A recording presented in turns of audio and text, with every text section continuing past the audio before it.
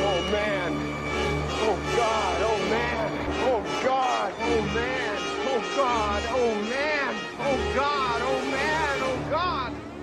And the virus continues to spread, moving directly to Japan, now taking shape and form in human flesh because, as this post says, in nature, poisonous creatures will often develop bright colors to warn others of their toxicity. Japan, you guys need to seriously wake up. When it comes to technology in many aspects, yes, you guys are advanced, but when it comes to global social awareness, you guys are behind and your defenses are all the way down, which can be a double-edged sword because you maintain traditional values, which makes your country so attractive and desirable, but you're not highly alert when facing imminent threats that will compromise the integrity of your culture and artistic value. You should be able to look at the rest of us and see what not to do and learn from our mistakes to enrich yourselves. Whichever game studio hired this corrupt activist localizer, I hate to say, congratulations, you played yourself, dumbass. And you deserve it. This witch has plagued the anime industry, and it seems she wants to dig further into the gaming industry as the next target on her chopping block.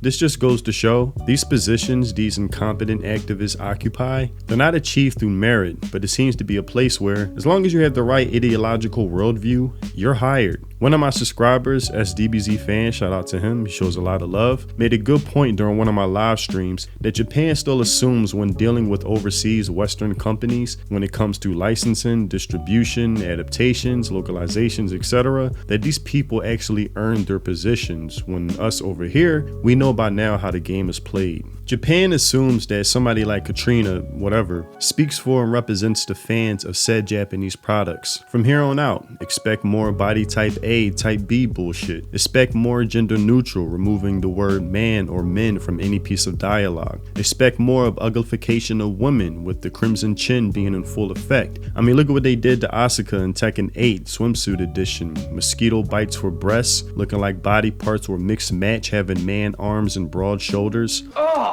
Now expect that, but 10 times worse. You thought Concord characters look trash? You'll be wishing for those designs after Katrina is done having her way. Expect self-inserts that will give the word cringe new meaning and dialogue that sounds like a principal trying to stay hip with the new kids in school. And when fans call her out as they already have, she'll give another response similar to what she already has given. Not only that, but when you're subtitling, everybody can hear what they're saying. And you have a lot of people, especially young people like millennials and Gen Z, who got really into Japanese through anime. So they've started learning a little bit of Japanese. So they are very loud on social media when they hear something and they're like, wait, that's not what the subtitle said. These people don't know what they're doing. And it's like, no, you guys, like, you know, this is a skilled profession. We know what we're doing. We didn't change it to spite you in your Japanese 101 class. Like, this is actually what they said. You just don't understand the challenges of it. Right.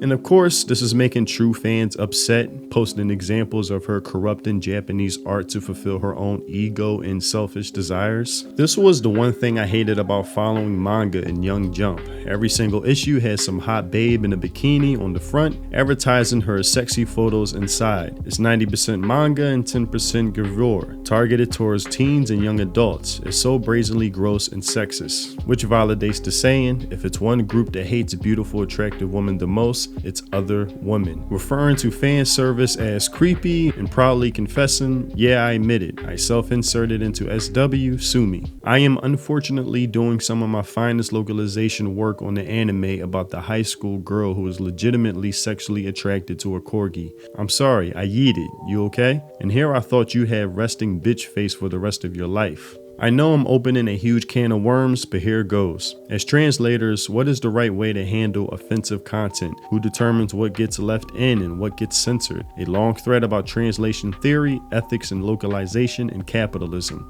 which sounds exactly like the activist screenwriter in charge of Bocchi the Rock anime, which goes to show activists all operate the same regardless of country. I can tell you that 100% of the time when we explain these issues to a creator, they go, oh my god, I don't want to offend anyone. It's just a silly joke. Yes, that change is perfect. Thanks for bringing this to our attention. I definitely agree, though I don't think I call the change of cover design censorship. Just a localization change for a target culture. We're much more sensitive to scantily clad female presenting bodies than Japan is. You fucking people.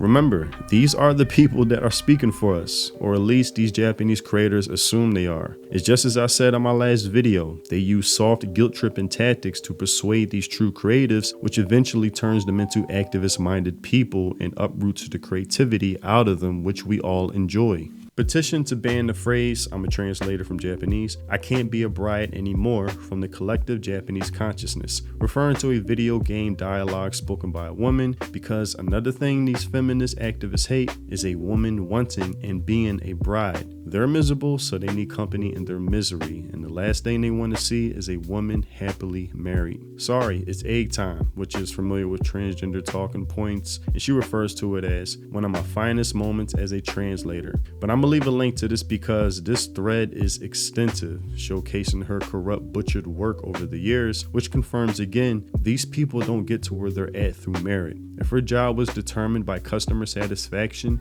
she would have been fired on day one, and damn sure wouldn't have been promoted to a game studio, now having direct influence living there in person. And again, Japan. Congratulations, you played yourself. You're welcoming your own destruction at this point. As the Japanese voice actor for Rei and Evangelion and many more has spoken out about, societal norms and customs are being compromised by ungrateful foreigners.